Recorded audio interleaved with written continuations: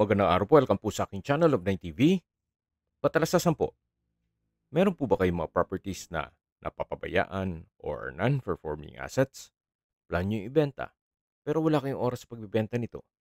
Kung ito'y pagkakatiwala nyo po sa amin, tawag lang po kayo sa aking numero, usap po tayo, gawan ko po ng video for free.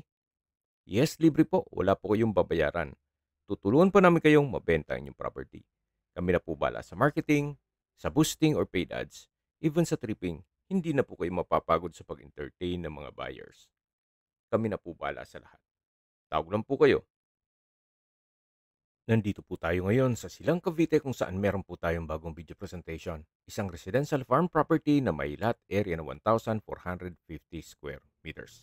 Ito po'y titulado, buhay po ang may-ari kaya wala po kayong maging problema sa documentation o sa transfer ng title.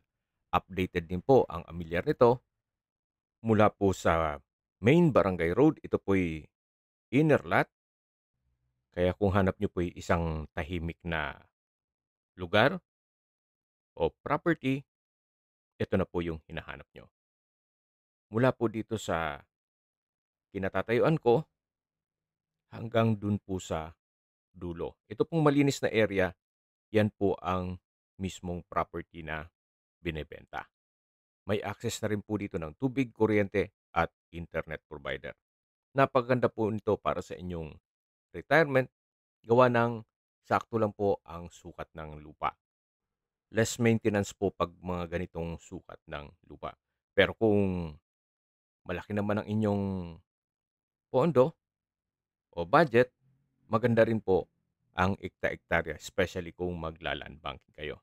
Mas malaki po ang kikitain ng pera nyo compare na natutulog ito sa bangko. Yan po, tunghayin nyo po itong napagandang property kung saan patag na patag po. Kaya usable po lahat, wala pong masasayang. Hanggang dito po ang property line, dito sa malinis na area. Napakatahimik po ng lugar, sariwa ang hangin, at malamig po ang klima. Ito po yung nasa mataas na lugar. Ang estimated elevation above sea level ay 1,355 feet. Karamihan po sa mga negosyo dito sa paligid nitong lupang binebenta o karatig lugar ay staycation business o private resort na kung saan pinapasok nila sa Airbnb. Kaya maganda rin po itong gawan ninyo ng resort kung wala pa naman kayong planong mag-retire o di kaya gusto nyo ng investment. Ang kagandahan po kasi sa Airbnb ay kontrolado nyo ang booking. So, mamamonitor nyo siya.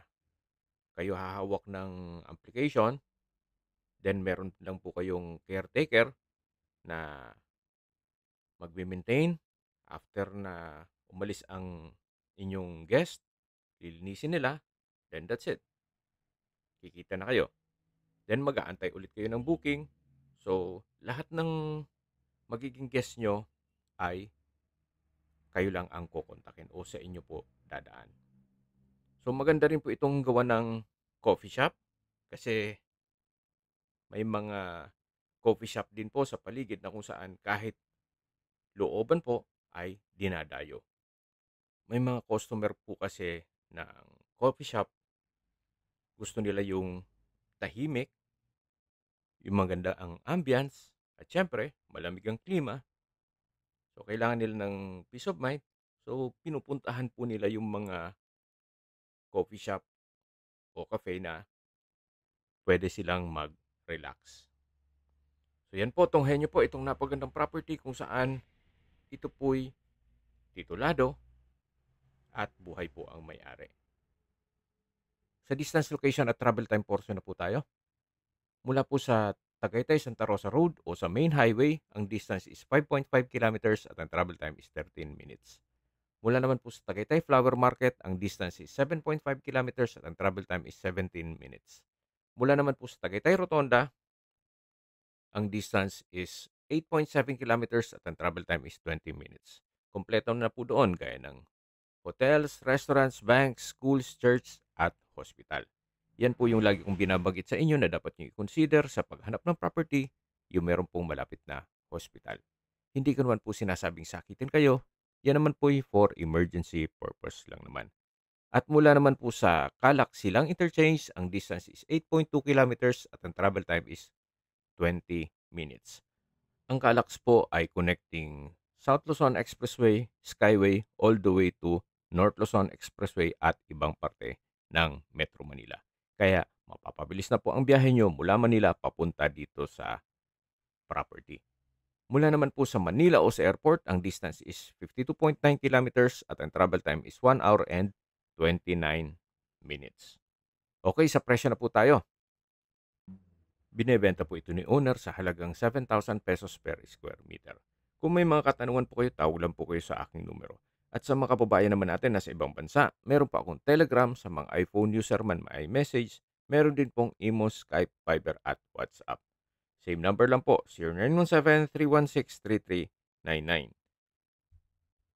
Sa mga nagtatanong naman po ng aming Facebook, meron po aming Facebook page na Nov9TV at Facebook Reels Video. Meron din pong TikTok at Instagram. May ibang YouTube channel po kami na The Nov9TV Channel at Nov9TV Listings. Sana po naibigan yung video presentation. Paki-like and subscribe na lang po sa aking channel para ma-update din po kayo sa aking future listings. Kung sakali po hanap nyo mas malaking sukat na lupa, meron din po kami ibang listings na pwede nyong pagpilian. Huwag po kayo mag-atubiling tumawag sa amin, then let us know your budget para malaman namin kung anong property pwede naming i-alok sa inyo. Sa lahat pong viewers, subscriber at nagtiwala po sa amin, salamat po sa suporta. Ingat po kayo lagi at yung pamilya. Maraming salamat po.